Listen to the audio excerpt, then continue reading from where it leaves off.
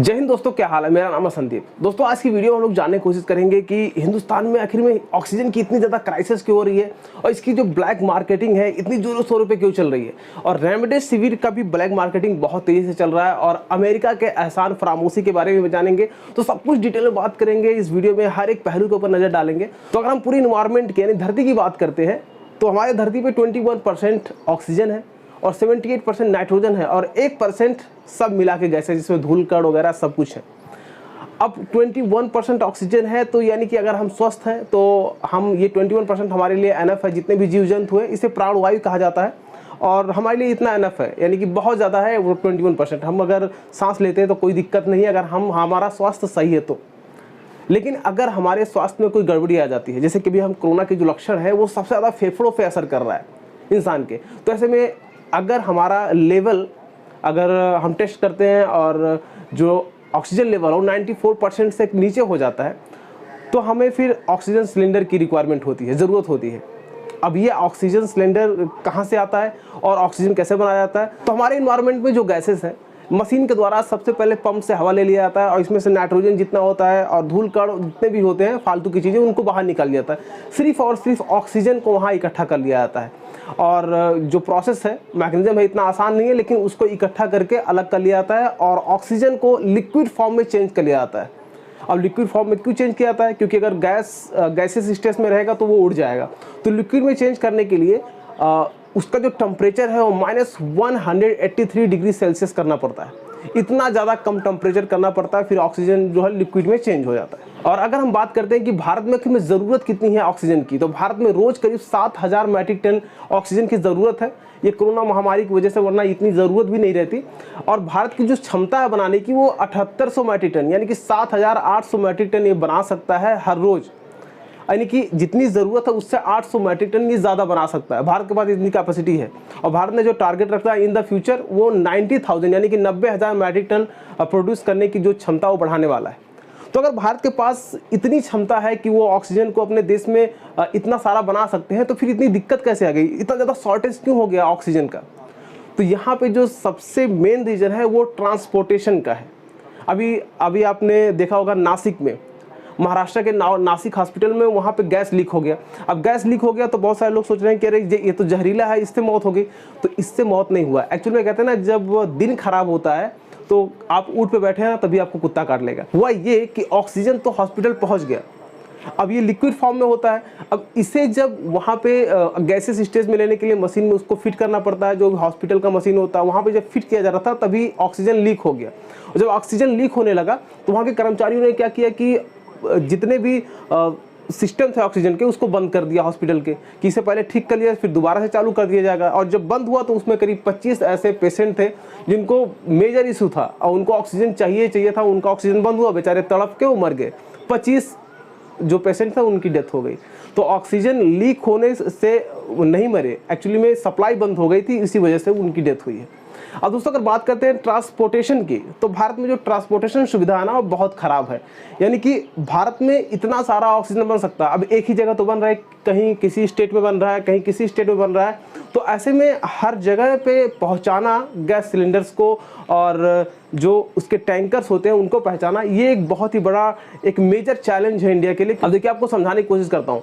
ये आप फोटोज़ में देख रहे होंगे, एक ऑक्सीजन चैम्बर होता है जहाँ पे ऑक्सीजन को बनाया जाता है फैक्ट्रीज में। अब यहाँ पे ऑक्सीजन जब लिक्विड फॉर्म में बन जाता है फिर इसको क्रायोजेनिक टैंकर्स में, ये जो टैंकर्स आपको देख रहे हैं बड़े बड़े टैंकर्स हैं, ये क्रायोजेनिक टैंकर्स हैं, इनमें भर के फिर सप्लाई किया जाता है। अब ये क्रायोजेनिक टैंकर्स होते क्या है, अब इसमें भरने की ज़रूरत क्या होती है, इसका सबसे ज़्यादा शॉर्टेज इंडिया में हो गया। अभी जो क्रायोजेनिक टैंकर्स हैं वो इंडिया में इतने हैं नहीं कि हर जगह भर के इनको जल्दी से जल्दी भेजा जाए। अब ये होता क्या है, जैसे कि आपको ऐसे समझाने की कोशिश करता हूँ कि अगर आप एक नॉर्मल बोतल लेते हैं दुकान से तो 10 से 15 रुपये में मिल जाता है।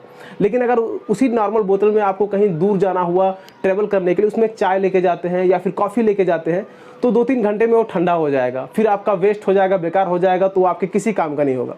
लेकिन आप अगर वही में मिल्टन का बोतल लेने जाते हैं जो एडियाबेटिक प्रोसेस पे होता है, यानी कि उसमें जब गर्म चाय रखते हैं तो वो पूरा दिन यानी कि 24 घंटे से ज़्यादा वो उसमें गर्म ही रहता है और उसको आप जब इस्तेमाल करेंगे तो ठीक ठाक सा गर्म आप पी लेंगे। तो और लेकिन उसकी जो कीमत होती है वो 1000 रुपये से ज़्यादा होती है, यानी कि 1 लीटर बोतल की कीमत आपको 1000 रुपये मिलता है और नॉर्मल बोतल लेते तो 10 से 20 रुपये में आपको मिल जाता है। तो यही होता है क्रायोजेनिक टैंकर्स। इसमें पीछे आप देखेंगे तो एक मशीन लगा होता है जो -183 डिग्री सेल्सियस तापमान को मेंटेन करके रखता है, यानी कि जो ऑक्सीजन गैस है उसको लिक्विड फॉर्म में बरकरार रखता है, उसे खराब नहीं होने देता। तो ये होता है क्रायोजेनिक टैंकर्स, और इनकी अभी जो संख्या है भारत में बहुत कम है। वैसे जो सिंगापुर है, दुबई है, यूएई है, बहुत सारे ऐसे कंट्रीज हैं जो भारत की हेल्प कर रही हैं, वहाँ से क्रायोजेनिक टैंकर्स को मंगाए जा रहे हैं। लेकिन यहाँ पे ट्रांसपोर्टेबिलिटी की सबसे बड़ी प्रॉब्लम है, तो इसको दूर करने के लिए हमारे जो वायुसेना है वो अभी लग गई है। जैसे कि अगर केरला में ऑक्सीजन की ज़्यादा वहाँ पे है, ऑक्सीजन है, खैर उसके बारे में बताएंगे। तो वहाँ से अब दिल्ली में लेके आना है, तो जो ग्लोब मास्टर C-17 है इंडिया का, वो लगा हुआ है, उसमें 2 से 3 टैंकर्स को भर के वहाँ से रिफ़िल करके फिर दिल्ली में लाया जा रहा है, या फिर जहाँ ज़रूरत है मध्य प्रदेश में वहाँ भेजा जा रहा है। इस टाइप से वर्क अभी हो रहे हैं। और अभी भारत ने हाल ही में RO सर्विस स्टार्ट किया है। अब RO सर्विस होता क्या, आप देख सकते हैं ट्रेनों में भर भर के ये क्रायोजेनिक स्टैंडर्ड्स को टैंकर्स को वहाँ पे चढ़ा दिया गया ट्रेनों के ऊपर, और जहाँ ज़रूरत पड़ रही है वहाँ पे इसको ले जाके वहाँ उतार दिया जा रहा है ट्रेनों के जरिए। अब ये RO सर्विस का मतलब क्या होता है, रोल ऑन, यानी कि एक बार जब ट्रक को ट्रेन पर चढ़ाया गया तो उसे रोल ऑन, और जब जहाँ पे जरूरत पड़ी वहाँ पे उसको उतार दिया गया तो उसे रोल ऑफ। तो इसे रोल ऑन और रोल ऑफ सर्विस कहा गया। तो ट्रेनों के जरिए पहुंचाया जा रहा है। अब ये ट्रेनों के जरिए आपको लग रहा हो कि बहुत जल्दी पहुंच जा रहा है, लेकिन ऐसा हो नहीं रहा, क्योंकि ट्रेनें जितना जल्दी पहुंचना चाहिए उतनी जल्दी पहुंच नहीं पा रही, क्योंकि ये बहुत ज़्यादा डिले हो जा रही है। तो ये जो भारत में सबसे बड़ी प्रॉब्लम है ना, कि डिले वाली प्रॉब्लम, ये सबसे बड़ी समस्या है। कोई भी चीज़ काम से अगर रोड से भी बाई रोड अगर इन टैंकर को लेके जाया जा रहा है तो फिर और लेट हो जाएगा, बाई ट्रेन लेके जाया जा रहा है तो फिर और लेट हो जा रहा है। तो फिर इस समस्या का समाधान होगा कैसे? तो इस समस्या का जो सबसे बड़ा समाधान है, अभी जब प्रधानमंत्री और केजरीवाल की बात चल रही है, तो केजरीवाल ने यहाँ पे जो जिक्र किया था ग्रीन कॉरिडोर का बात किया था। तो एक्चुअली ग्रीन कॉरिडोर होता क्या है, आपको ये समझा देता हूँ कि जैसे कहीं अगर इमरजेंसी रिक्वायरमेंट पड़ता है, तो जैसे कोई रोड है, हाईवे है या 4 लेन 3 लेन का रोड है, तो वहाँ पे किसी एक लेन को ट्रैफिक पुलिस और वहाँ की जो लोकल पुलिस है उसकी हेल्प से एक लेन को क्लियर कर दिया जाता है, यानी कि वहाँ पे ग्रीन सिग्नल दे दिया जाता है। जैसे कोई एम्बुलेंस हुआ या फिर जैसे ये टैंकर से इनको जाने के लिए ग्रीन सिग्नल दे दिया जाता है। अब ये फुल स्पीड में उस ट्रैक पे चलती हैं और कहीं पे इनको रुकना नहीं है, कहीं पे इनको रेड लाइट का सिग्नल नहीं मिलेगा, कहीं इनको भीड़ नहीं मिलेगा, क्योंकि ट्रैफिक और पुलिस के हिसाब से वहाँ पे भीड़ और रोड को क्लियर कर दिया जाएगा। ये फुल स्पीड से अपना वहाँ पे जल्दी से जल्दी पहुँचाया जा सके। ऐसे रेलवे लाइंस का भी है, ग्रीन कॉरिडोर का अगर रेलवे बनता है तो वहाँ पे हर तरीके के अगर जितनी भी गाड़ियाँ हैं, चाहे पैसेंजर गाड़ी हो चाहे माल गाड़ी हो, उसे रोक दिया जाएगा और जो ज़रूरत के सामान है उनको जल्द से जल्द वहाँ पहुँचाया जाएगा फुल स्पीड में। तो यही होता है ग्रीन कॉरिडोर। और दोस्तों बात करते हैं केरला की, तो केरला पहला ऐसा राज्य है इंडिया का जहाँ पे सबसे पहले कोरोना के मरीज देखे गए थे। अब ये इतने ज़्यादा एजुकेटेड हैं, अब वहाँ पे साक्षरता बहुत ज़्यादा है, जिसकी वजह से केरला ने अपने आप को बहुत जल्दी से बहुत तेज़ी से डेवलप किया। और अभी आज के बताएं तो केरला 200 मैट्रिक टन यानी कि 200 मैट्रिक टन ऑक्सीजन का उत्पादन करता है। और वहाँ पे जो रिक्वायरमेंट है, जहाँ खपत अगर केरला की बात देखें तो सिर्फ और सिर्फ 90 मैट्रिक टन का ही खपत उनके पास है, यानी कि करीब 110 मैट्रिक टन जो ऑक्सीजन है उनके पास एक्स्ट्रा है। अब भारत सरकार को जो सबसे ज़्यादा दिक्कत हो रहा है, ट्रांसपोर्टेशन का ही दिक्कत हो रहा है। जो मैं ग्रीन कॉरिडोर की बात किया, चाहे रोड हो चाहे रेलवे हो, तो इतनी सुविधा भी है नहीं। खैर वायुसेना है जो मैंने आपको बताया, और बहुत सारे सिस्टम लगा के जल्दी से जल्दी ट्रांसपोर्टेशन के काम स्टार्ट किया जा रहा है। और ग्रीन कॉरिडोर वगैरह पे बहुत तेज़ी से काम चल रहा है कि भारत अभी समझ चुकी है कि उनको अगर ऑक्सीजन पहुंचाना है लोगों तक तो वो बहुत ज़्यादा तेज़ी से उनको वर्क करना पड़ेगा। तो ये है केरला का तत्परता। केरला ने जब उनके यहाँ प्रॉब्लम हुआ तो उस चीज़ को समझे, इन्होंने अपने पूरे स्टेट में ग्रीन कॉरिडोर को समझा है और जहाँ जहाँ रिक्वायरमेंट होती है जल्दी से जल्दी पहुँचा देते हैं। तो ये होता है साक्षरता होने का सबसे बड़ा फ़ायदा। अगर कोई स्टेट साक्षर है, कोई देश साक्षर है, तो वो सबसे ज़्यादा इम्पैक्ट डालता है। तो इसीलिए ज़रूरी है साक्षर होना, पढ़ा लिखा होना, क्योंकि जितना ज़्यादा साक्षरता होगा उतना ही ज़्यादा बेनिफिट हमें इन द फ्यूचर मिलने वाला है। और दोस्तों यहाँ पे बहुत बड़ी लापरवाही देखने को मिल रही है। बहुत सारे लोग कह रहे हैं कि वैक्सीन नहीं लगवाएंगे, वैक्सीन लगवाएंगे तो ये खतरा वो खतरा है। तो यहाँ मैं कह रहा हूँ कि जो लोग गुटखा खा रहे हैं, पान खा रहे हैं, शराब पी रहे हैं डेली बेसिस पे, तो उनको क्या उससे नहीं खतरा है? रोड पे चल रहे तो एक्सीडेंट होने के कितने सारे चांसेस हैं। और ये जो वैक्सीन के जो साइड इफेक्ट आए हैं वो कई लाखों में कोई 1-2 केस आए हैं, जो निग्लिजिबल है, बहुत ज़्यादा कम है। तो किसी के बहकावे में मत आइए। अगर कहीं आपको वैक्सीन मिल रहा है वैसे भी वैक्सीन का इतना ज़्यादा शॉर्टेज चल रहा है, अगर आपको कहीं चांस मिल रहा है वैक्सीनेशन का तो आप बिल्कुल भी पीछे मत हटिए और उसको आप वैक्सीनेशन अच्छे से करवाइए। और दोस्तों यहाँ पे आपको और बता दूं कि भारत सरकार को करीब 1 महीने में 15 करोड़ वैक्सीन का प्रोडक्शन करना है, अगर जल्द से जल्द काबू करना है। और भारत अभी सिर्फ 6 करोड़ ही डोज बना पा रहा है पर महीने के हिसाब से। और यहाँ पे जो सबसे बड़ा दोगलापन चेहरा नजर आया वो अमेरिका का नजर आया। आपको बता दूं जब डोनाल्ड ट्रंप थे और पहले फेज का जब कोरोना आया था तो उन्होंने मांग किया था HCQ का, यानी कि हाइड्रोक्सी क्लोरोक्विन एक दवा थी जो भारत सबसे ज़्यादा प्रोड्यूस करता था। तो भारत ने डोनाल्ड ट्रंप को यानी अमेरिका को बहुत ज़्यादा मात्रा में इसको उपलब्ध करवाया था। अब वहीं पे जब इंडिया को रिक्वायरमेंट हुई थी, जो भारत में कोवैक्सीन बन रहा है, कोविशील्ड बन रहा है, तो इनके जो रॉ मटेरियल है, कच्चे पदार्थ जो वैक्सीन बनाने में काम आता है वो अमेरिका के पास बहुत ज़्यादा था। तो भारत ने जब अमेरिका से हेल्प मांगा तो इन्होंने सीधे मना कर दिया। यहाँ के जो जियो बाइडेन अभी लेटेस्ट इनके राष्ट्रपति हैं, ये ससुरा मना कर दिया सीधे सीधे कि हम नहीं दे पाएंगे। अब यहाँ से करीब 1 से 1.5 महीने का डिले हो गया। और अब आप सोच सकते हैं कि इसने क्या कहा। इसने कहा जो बाइडेन ने कि जो अमेरिकन पब्लिक है उनको बचाना बहुत ज़्यादा ज़रूरी है, ये पूरे विश्व के हित में रहेगा। अब ये सोच सकते हैं कि कोई अलग कंट्री हो, उनके पब्लिक मर रहे हैं तो कोई दिक्कत नहीं है, इनको अमेरिकन को बचाना बहुत ज़रूरी है।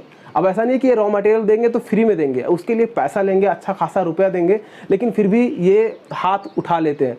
तो ऐसे समझ सकते हैं कि ये कितना एहसान फरामोश देश है। जब भी भारत को ज़्यादा ज़रूरत होती है तब ये लोग पीछे से हट जाते हैं।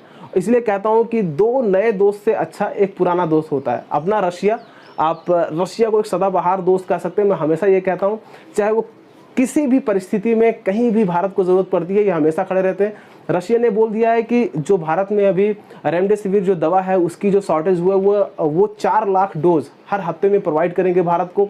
और जो क्रायोजेनिक टैंकर्स हैं जो भारत को अभी कमी है वो भी रशिया प्रोवाइड कर रहा है। और भारत को रशिया ने स्पुतनिक वी, एक कोरोना वैक्सीन है, उसको भी भारत को प्रोवाइड कर दिया इन्होंने पहले ही। तो यहाँ पे रशिया बहुत ही ज़्यादा स्ट्रॉन्ग पोजीशन के साथ भारत के साथ खड़ा है। और रशिया ही नहीं, यहाँ पे दुबई, UAE और फ्रांस, ब्रिटेन और इजराइल, बहुत सारे कंट्री हैं जो भारत के साथ खड़े हैं, इनको आश्वासन दे रहे हैं कि हम आपके साथ हैं। और खड़े भी क्यों ना हो, क्योंकि भारत दुनिया का सबसे ज़्यादा कोरोना के जो वैक्सीन है उनको प्रोड्यूस करने में लगा है। तो कहीं ना कहीं सबका स्वार्थ भी है इसके पीछे कि अगर ये आज हेल्प करेंगे तो कल भारत भी इनके लिए खड़ा होगा। क्योंकि जब भारत में कोरोना वैक्सीन बनने स्टार्ट हुए तो भारत ने सबसे पहले अपने यहाँ से ज़्यादा इन्होंने महत्व दिया था बाहर, यानी कि बहुत सारे कंट्रीज़ को इन्होंने वैक्सीन दिए भी हैं। और दोस्तों यहाँ पे ऑक्सीजन की कमी होने की वजह से ये जो आप सिलेंडर्स देख रहे हैं, ऑक्सीजन के सिलेंडर्स, ये ब्लैक मार्केटिंग इनकी बहुत तेज़ी से स्टार्ट हो गई। जो ऑक्सीजन सिलेंडर की कीमत 700 से 800 रुपये है वो 20-20 हज़ार, 25-25 हज़ार रुपये में ब्लैक मार्केटिंग कर रहे हैं। ये जो कंपनियां हैं, बहुत सारे दलाल हैं, ये लग गए हैं। और यहाँ पे जो रेमडेसिविर दवाई है, मेडिसिन है, इसकी कीमत आपको बता दूं 900 रुपये से लेके 5,500 रुपये के आसपास के अलग अलग तरीके के डोज यहाँ पे अवेलेबल है।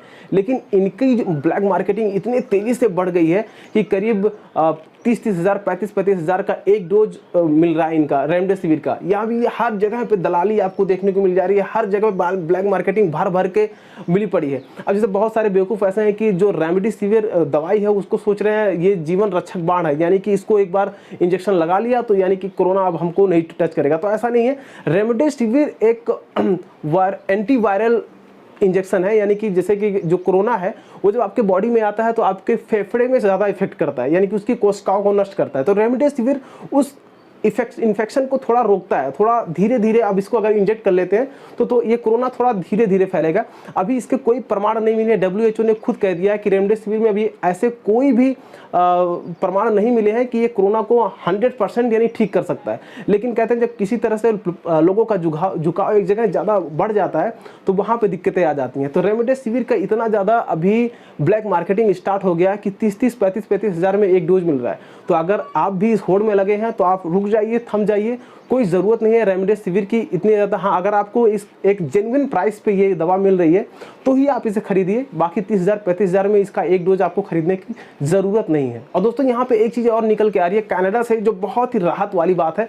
कनाडा के जो साइंटिस्ट हैं उन्होंने एक वैक्सीन पे रिसर्च किया है जिसका कहा जा रहा है नसाल स्प्रे वैक्सीन, यानी कि इसे कुछ नहीं करना है। ये वैक्सीन ऐसा है कि आपको एक शीशी में भर के नाक में स्प्रे कर लेना। तो ये नाक के जरिए यानी नासाल नाक के जरिए ये आपके फेफड़ों तक जाता है और इसमें ये प्रमाण मिले हैं कि ये करीब 1 हफ्ते के अंदर 99% कोरोना वायरस को ये खत्म कर दे रहा है और ये बहुत ज़्यादा इफेक्टिव है। और इसको ब्रिटेन ने और इजराइल तो बहुत ज़्यादा टेक्नोलॉजी में आगे है, हमसे तो बहुत आगे है, इन्होंने प्रमाणित कर दिया है और उन्हें इसको सर्टिफिकेट दे दिया। यानी कि इनके यहाँ पे ब्रिटेन में, इजराइल में और कुछ ऐसे यूरोपियन कंट्री हैं जहाँ पे अब इसकी प्रोडक्शन लाइन स्टार्ट हो गई है, इसको वहाँ पे लोग यूज़ भी करना स्टार्ट कर दिए हैं। तो भारत सरकार को इसे जल्द से जल्द अप्रूवल कर देना चाहिए।